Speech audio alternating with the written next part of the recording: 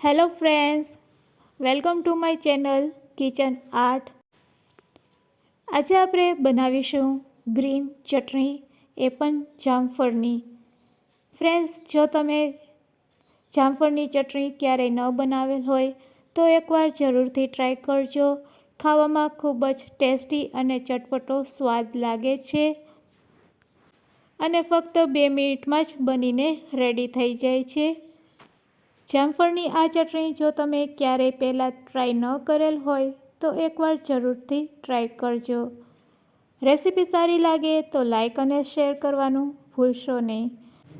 મારી ચેનલ ઉપર નવા હોય અને મારી ચેનલને હજુ સબસ્ક્રાઈબ ન કરેલ હોય તો સબસ્ક્રાઈબ કરી બાજુનું બેલ બટન દબાવવાનું ભૂલશો નહીં, જેથી કરીને તમને મારા નવા વિડીયોનું નોટિફિકેશન મળતું રહે.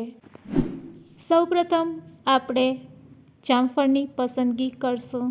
તો ફ્રેન્ડ્સ, જામફળની પસંદગી તમારા સ્વાદ અનુસાર, તમે કાચું અથવા તો પાકું ગમે તે જામફળ પસંદ કરી શકો છો. જામફળને આ રીતે પછી કટ કરી લેવાના.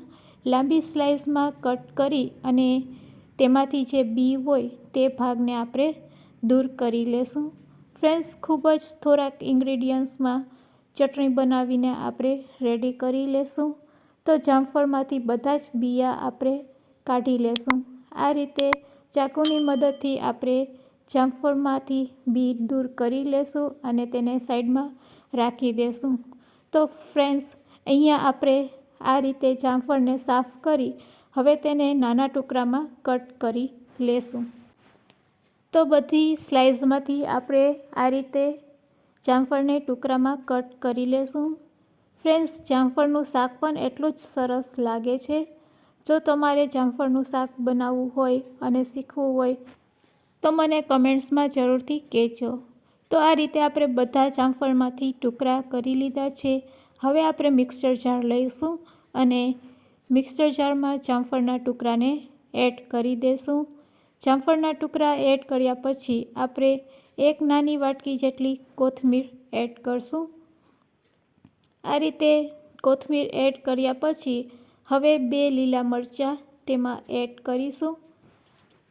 લીલા મરચાં એડ કર્યા પછી આદુના ટુકડા એડ કરી દઈશું.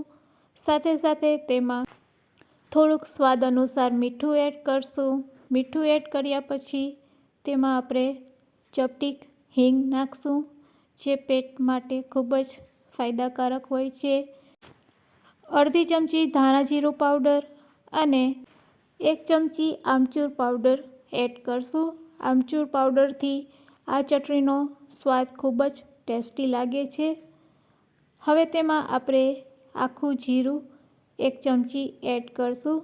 જો તમે પાવડર ફોર્મમાં નાખવા ઈચ્છતા હોય તો પાવડર ફોર્મમાં પણ જીરુંને તમે એડ કરી શકો છો.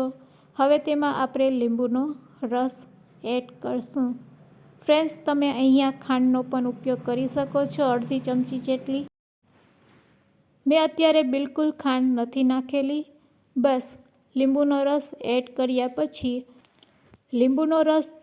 પછી હવે આપણે 2 ચમચી જેટલું પાણી એડ કરશું અને મિક્સર જારને બંધ કરી તેને સારી રીતે ગ્રાઇન્ડ કરી લેશું. ગ્રાઇન્ડ કર્યા પછી તમે જોઈ શકો છો ખૂબ જ સરસ કલરમાં આપણી ચટણી બનીને રેડી છે. ખાવામાં પણ એટલી જ ટેસ્ટી અને ચટપટી લાગે છે. તેનો સ્વાદ ખૂબ જ ટેસ્ટી હોય છે. તો રેડી છે આપણી જામફળની ચટણી સર્વ કરવા માટે.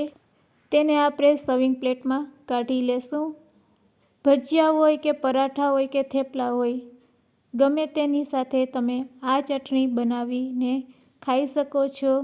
ખૂબ જ ખાવામાં ટેસ્ટી અને ચટપટી લાગે છે. તો ફ્રેન્ડ્સ, આજની આ રેસીપી કેવી લાગી તે પણ મને કમેન્ટ્સમાં જરૂરથી કહેજો. અને જો આજની રેસીપી સારી લાગી હોય તો શેર કરવાનું ભૂલશો નહીં. Thanks for watching.